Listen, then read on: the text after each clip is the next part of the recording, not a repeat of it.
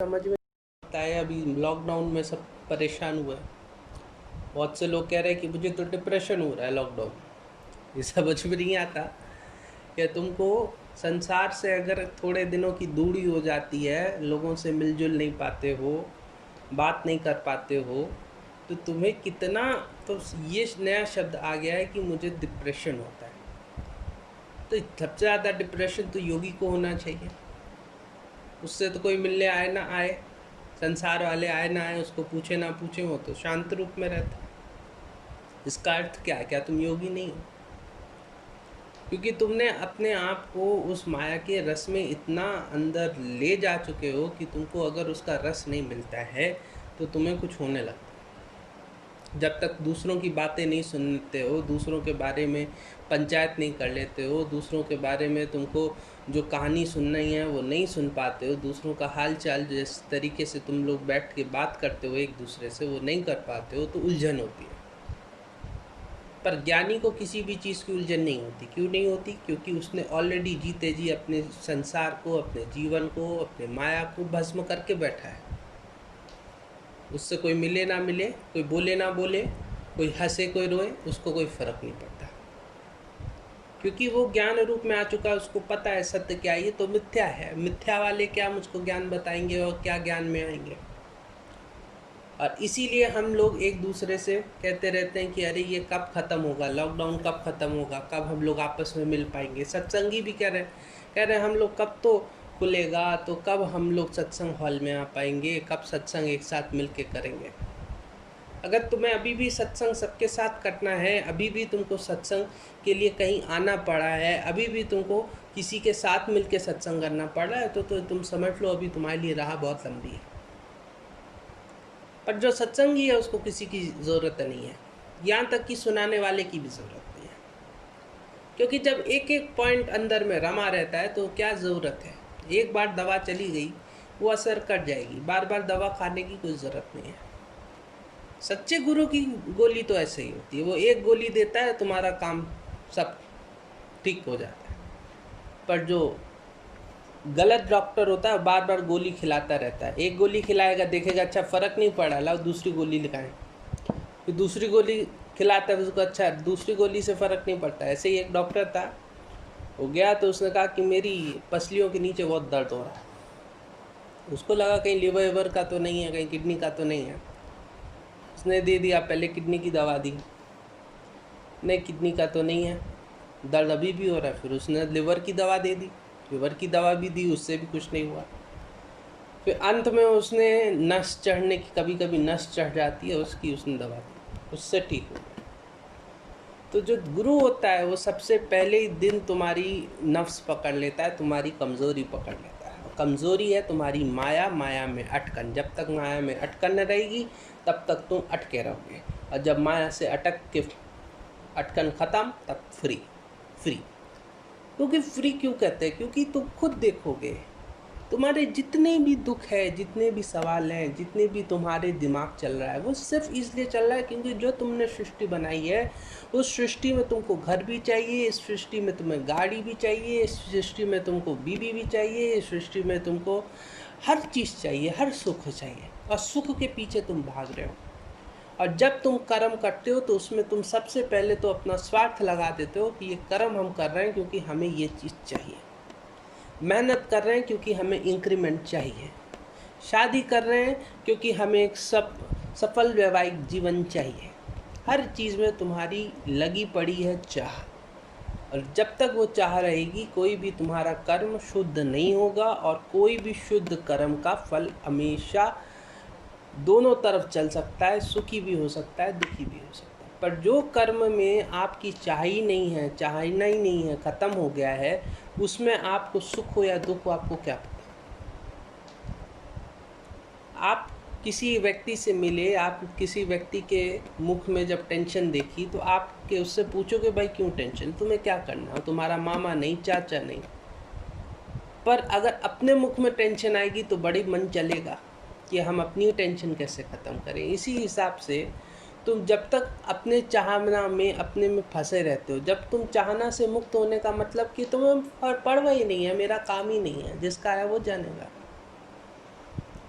दो बच्चा था, दोनों बच्चे ने बड़ी मेहनत की। एक बच्चे से पूछा, उसने कहा हाँ भाई एग्ज़ाम कैसा गया? तो एग्ज़ाम गया तो अच्छा है, लेकिन देखते हैं क्या होगा कैसे होगा, बड़ी मुश्किल है, बड़ा टफ कंपटीशन है। दे तो दिया है, इतनी मेहनत की है, लेकिन क्या होगा नहीं पता। दूसरे से पूछा, उसने कहा ठीक है, हो गया, एग्ज़ाम ख़त्म हो गया, बस अब हमें और किसी चीज़ की चिंता नहीं। एग्ज़ाम था, एग्ज़ाम दे दिया, फ्री हो गया। और दोनों बच्चे का रिज़ल्ट आने तक, पहले वाला बच्चा जब तक रिज़ल्ट नहीं आया तब तक परेशान रहा, टेंशन में रहा, क्या होगा क्या होगा क्या होगा, कैसा होगा कैसा होगा। और दूसरा वाला बिल्कुल मस्त अपना खेल रहा है, कूद रहा है। रिज़ल्ट आया तो उससे पूछा हाँ भाई, तो रिज़ल्ट आने का, हाँ आ तो गए हैं, पास तो हो गए हैं, पर उतने अच्छे परसेंटेज नहीं आए हैं जितनी मेहनत की थी। दूसरे सोचा है कि हाँ ठीक है, दे दिया, चेक कर लिया टीचर ने, जितना देना था टीचर ने दे दिया, ठीक है, अगली बार और थोड़े मेहनत करेंगे। तो इसी तरीके से ज्ञानी, और ये सत्य बात है। दोनों बच्चे रहते हैं, देखो दोनों कितने अलग अलग हैं। इसी हिसाब से तुम कोई कार्य करते हो, जब तक उस कार्य का परिणाम नहीं आता, मन नहीं लगा रहता तुम लोग का कि क्या होगा क्या होगा, होगा कि नहीं होगा, अच्छा होगा कि नहीं होगा, बुरा तो नहीं हो जाएगा, पलट तो नहीं जाएगा। पर तुम काम करके अगर छोड़ दो तो तुमको कोई चीज़ परेशानी करेगी। तो ठीक है, ईश्वर ने ये काम दिया, अपॉर्चुनिटी दी, मेहनत किया, काम करके ख़त्म कर दिया। अब हमको क्या लेना देना उसमें अच्छा हो या बुरा हो, क्योंकि अगर अच्छा होगा तो ना मेरा अच्छा होगा, बुरा होगा तो मेरा भी बुरा नहीं होगा, क्योंकि मैंने अपने आप को इस शरीर से दूर करके रखा है। मैं ये शरीर नहीं हूँ, इस शरीर के सुख दुख में मैं नहीं फंसने वाला हूँ। जीवन जैसे चल रही है, अच्छी चल रही है, आगे फ्यूचर बहुत गोल्डन है। गुरु कह चुका है, गुरु का वाक्य सत्य है और हमेशा सत्य रहेगा। मैं कभी भी किसी भी तरीके से अपने आप को परेशान नहीं करूँगा। गुरु हमेशा कहते थे कि तुम्हारे मन में, ख्याल में अगर तुम्हें परेशान कर रहा है, और अगर तुम्हारे अंदर इतनी शक्ति है कि तुम अपने मन से, अपने दुखों से हमेशा ऊपर उठ पाओ, तो ईश्वर को भी तुम्हारी इतनी शक्ति नहीं कि वो तुम्हें परेशान कर पाए। और ये सही बात है। एक इंसान है, अभी यही था, पास में रहता था, उसकी बहुत जायदाद थी, बहुत जायदाद थी। वो एकदम से क्या हुआ, वो इतना काम करता था, या उसके जीवन में कोई दुर्घटना हुई, एक्सीडेंट हुआ, वो पागल हो गया, उसके दिमाग में चोट लगी, वो पागल हो गया, वो पागल खाने में भर्ती है। अब उसकी जो प्रॉपर्टी थी, उसके जो कमाई थी, वो उसके भाई, उसकी बीवी, उसके बच्चे सब इधर उधर लगे पड़े, सब खींचातानी में लगे। पर जिसने कमाई उसके पास जाओ तो हंसता रहता, खाली पागलों की तरह, उसको कुछ समझ में नहीं। उसकी मानसिक स्थिति, पागल भी क्या, उसकी मानसिक स्थिति वो रही नहीं कि वो समझ पाए क्या हो रहा। तो इसीलिए तुम लोगों को लगता है कि अच्छा ये सही है, वो गलत है, कहीं मेरा कोई वो, अगर कल को तुम्हारी ये बुद्धि नहीं रहेगी तो तुम क्या कर पाओगे, कैसे कर पाओगे, क्या सोच पाओगे कि कोई मेरा बुरा करे या ना करे। तो इसीलिए सबसे पहले उतना सोचो जितना ठीक है। चीज़ें हैं, कहीं करनी पड़ती है, प्रैक्टिकल होना पड़ता है। लोग आते कहते हैं कि प्रैक्टिकल होना बहुत ज़रूरी है लाइफ में। अरे प्रैक्टिकल करो, जीवन में तुम प्रैक्टिकल करो, थ्योरेटिकल क्यों करो, प्रैक्टिकल करो, ठीक है, अच्छा है, करो प्रैक्टिकल। तो प्रैक्टिकल होने के बाद भी क्या तुम्हारे पास बिल्कुल 100% सक्सेस की गारंटी है? मेरे पास बच्चे आते कहते हैं कि मैंने तो पूरा प्लान बना के रखा है, इस एज में मैं ये करूँगा, इस एज तक मैं अपनी ग्रेजुएशन ख़त्म कर लूँगा, इस एज तक मुझे इस यूनिवर्सिटी से बाहर, कौन वो कह रहा था, यूनिवर्सिटी ऑफ येल, बाहर की कोई यूनिवर्सिटी है, वहाँ से ये करना है, कैम्ब्रिज से ये करना है, इतने साल में मुझे शादी करनी है, बच्चे इतने साल में पैदा करने, घर इतने साल में खरीदना। वो पूरा लिस्ट बना के लाया था। तो मैं हंसा, मैंने कहा अच्छा। मैंने कहा ये बताओ, अगर ये जो तुमने लाइन बनाई है और जो तुमने जो किया है, तो कुछ ऐसा हो जाए कि तुम बाहर ही ना जा पाओ, या तुम्हारा कुछ एक्सीडेंट हो जाए, कुछ हो जाए, तो उसकी मम्मी देखने लगी ये कैसे हैं, और ये तो इतने ज्ञान की बात करते हैं, नेगेटिव सोचवा रहे हैं, कैसे कह रहा है। गुरु कभी भी की बातों को नेगेटिव पॉजिटिव में कभी भी मत तोलना। जब तोलोगे तो फिर अपना नुकसान है। उसका एकदम दिमाग घुमा। उसने कहा मेरे पास तो प्लान बी है नहीं। आप सही कह रहे हो, मैंने कहा प्लान बी की ज़रूरत नहीं है। तो तुम प्रैक्टिकल की बात कर रहे हो, प्रैक्टिकल की भी ज़रूरत नहीं है, प्रेजेंस की ज़रूरत है। प्रेजेंस ऑफ माइंड होना चाहिए कि आपका जीवन कैसे चल रहा है। उस चीज़ में तो कहते हैं ना, प्रेजेंस ऑफ माइंड, अपने माइंड में प्रेजेंस है तुम्हारा, वो है ही नहीं। क्योंकि माइंड तो इधर उधर भागता रहता है, वो हमारे वश में नहीं है, तो हम उसको कैसे पकड़ें। तुम्हारा माइंड, प्रेजेंस ऑफ माइंड का अर्थ ये होता है कि तुम अपने मन में हमेशा प्रेजेंट रहो, देखो कि क्या तुम्हारा मन चल रहा है, कैसे चल रहा है। परिस्थिति लाइफ में कैसे भी आ सकती है। तुमने जीवन में क्या क्या सोचा था, क्या तुम्हारा जीवन बिल्कुल 100% वैसे ही नहीं है। पर हम हर समय हर जगह अपने मन को अपने ईश्वर में लगा के उस चीज़ को सही कर सकते हैं, सही राह पे ला सकते हैं। सिचुएशन भले कैसे आए, हमें अपने आप को गुरु के मुख में रख के, गुरु के सम्मुख रख के, गुरु के वचनों को ध्यान में रख के अपना काम करना है। गुरु ने हमसे कहा है कि जो होना है वो हो चुका है, तुम खाली तुम्हारा पार्ट प्ले है। पहले क्या होता है, एक्टर का पूरा स्क्रिप्ट, फिल्म की स्क्रिप्ट लिख दी जाती है कि वो ये है, सो एंड सो है, फलाना ढिमकाना है, उसको लड़की से प्यार होगा, फिर ये होगा, फिर फाइट होगी, फिर इनको ये हैप्पी एंडिंग हो जाएगी, पिक्चर खत्म। स्क्रिप्ट पहले लिखी जा चुकी है, इसीलिए तुम्हारे जीवन की स्क्रिप्ट लिखी जा चुकी है। फिर क्वेश्चन आएगा तुम लोग के मन में, स्क्रिप्ट लिखी जा चुकी तो फिर हम काम क्यों करें। हमें पता है अगर ऐसा ऐसा होना है तो फिर हम काम क्यों करें। तो एक्टर का क्या काम है, एक्टर को ये पता है कि अंत में तो सब अच्छा होना है, पर जब वो फाइट सीन करे तो उससे कहे भाई तुम फाइट सीन क्यों कर रहे हो, तुम्हें तो पता है कि हैप्पी एंडिंग लिखी है, डायरेक्टर ने, स्क्रिप्ट राइटर ने तो हैप्पी एंडिंग लिखी है, तो तुम क्यों फाइट करो। उसने को कहेगा कि भाई ये फाइट इसलिए लिखेंगे क्योंकि ये तो स्क्रिप्ट का पार्ट है, ये तो होना ही होना है। और अगर हम ये स्क्रिप्ट के हिसाब से नहीं करेंगे तो फिर हम फिल्म में हीरो कैसे बनेंगे। अगर हमें अपने फिल्म में हीरो करना है तो जो रोल हमें दिया गया वो तो हमें ही प्ले करना पड़ेगा, भले ही लिखा जा चुका है। इसी हिसाब से तुम्हारे जीवन में तो लिखा जा चुका है क्या होगा, और जो जो परिस्थितियाँ आएंगी तुमको उस परिस्थिति में हीरो के माफिक काम करना है। जैसे हीरो को तुम लोग हमेशा आइडलाइज करते हो कि देखो इस पिक्चर में इस इंसान ने कैसे परेशानियों को, मुश्किलों को किया। 3 इडियट्स की बात करते सब कहते देखो वो कितना, उसका क्या कितना अच्छा चरित्र दिखाया। तो इसी हिसाब से अपने जीवन में भी जो भी तुम्हारे जीवन में परिस्थितियाँ आ रही हैं, अपॉर्चुनिटीज़ आ रही हैं, काम करना तो तुम्हारा वो है, कर्म है, वो तो तुम करोगे ही करोगे, करना ही पड़ेगा। लेकिन कभी भी किसी भी चीज़ की चिंता, टेंशन नहीं करनी कि मेरे साथ क्या होगा। मेरे जीवन में जितने भी सब बच्चे डिप्रेशन में जा रहे हैं उनके अंदर एक यही भाव आता है कि मेरे जीवन में मेरा क्या होगा, मेरा जीवन मेरे हिसाब से नहीं चल रहा है, मेरे सारे जीवन में मेरे जितने भी फ्रेंड हैं सब मुझसे आगे गए। क्योंकि हमने सबको ये बता दिया है कि जीवन तो रेस है, कोई तुमसे आगे नहीं होना चाहिए, कोई पीछे नहीं होना चाहिए। पर ये तो किसी ने बताया नहीं कि ये रेस है ही नहीं, ये तो शहर है।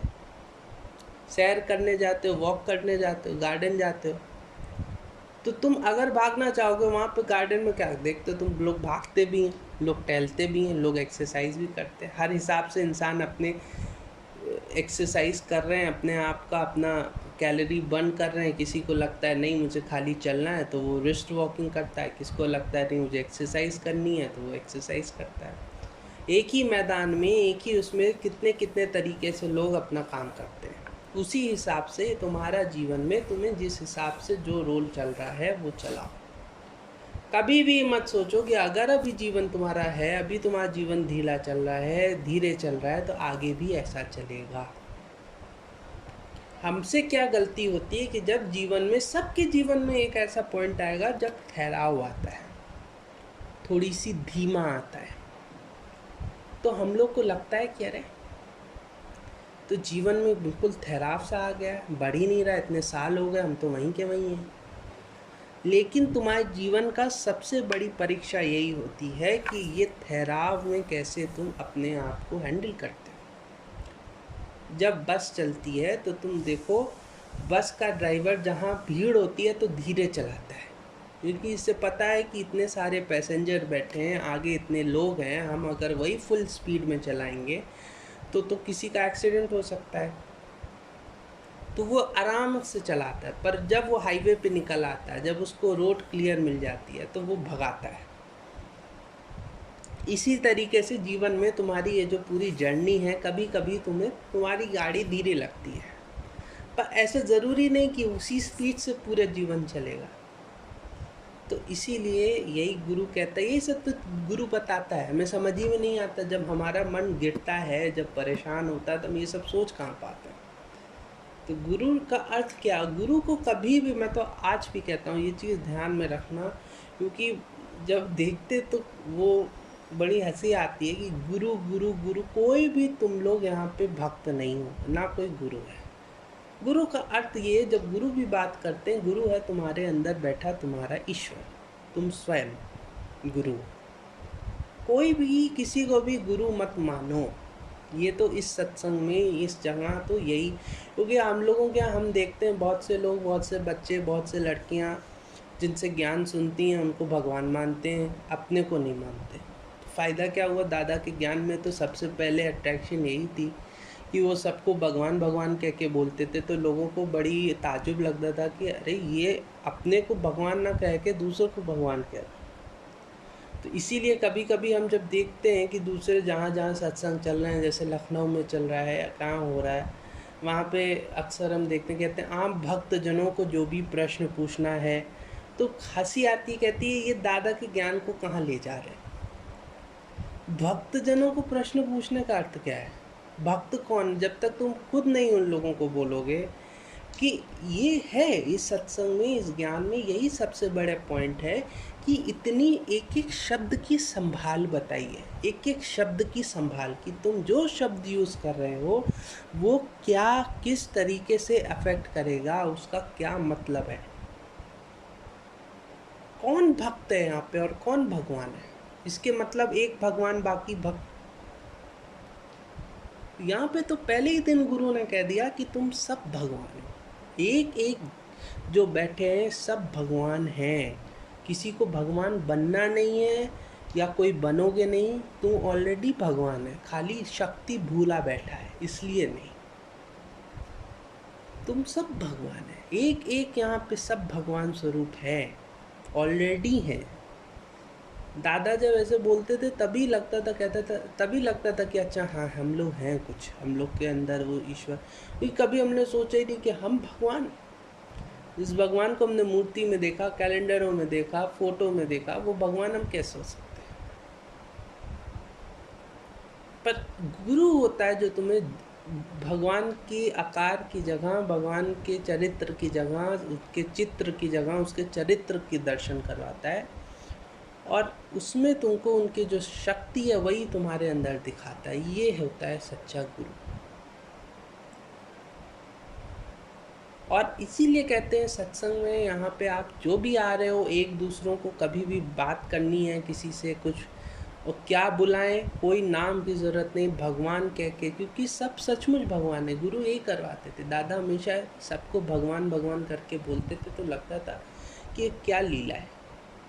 अब समझ में आती थी कि यही तो लीला है, कि सबको एक स्वरूप ही मानना है। बड़ी दुख, लेकिन दुख क्या होगा, यही लगता है कि जब बाकी सत्संगों में आजकल जो कहते हैं कि हम दादा भगवान का सत्संग कर रहे हैं, उनसे ज्ञान सुना है और ये चलता है, तो देख के लगता है कि ये ज्ञान गलत जगह, गलत साइड जा रहा है। तो कोई भी, तुम में से कोई भी कभी भी किसी को ऊंचा नहीं समझना, नीचा नहीं समझना, सब एक समान हो, सब भगवान रूप हो।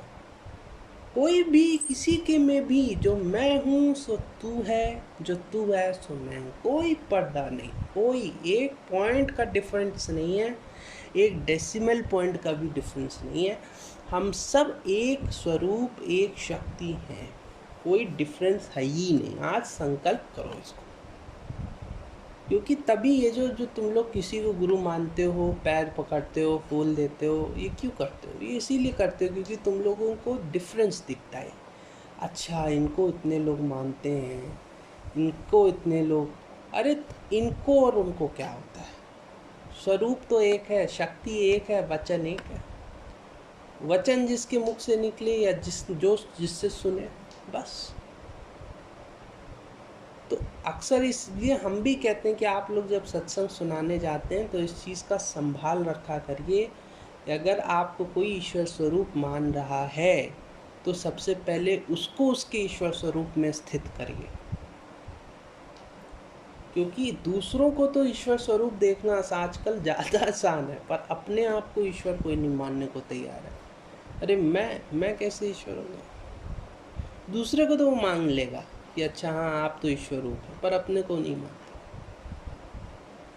और ईश्वर तो सभी हैं, कोई भक्त और कोई गुरु नहीं है भाई, कोई नहीं है। और इसी प्रकार से जब हम आपस में एक दूसरे को इनकरेज करेंगे तभी तो, जब हम लोग एक गुरु ने क्योंकि यही किया था, यही युक्ति ली थी, कोई तो मानने को तैयार नहीं था। उन्होंने जब बोला तो लोगों ने सोचना शुरू किया कि अच्छा हो सकता हूँ मैं भगवान। और बोलेंगे नहीं तो फिर समझ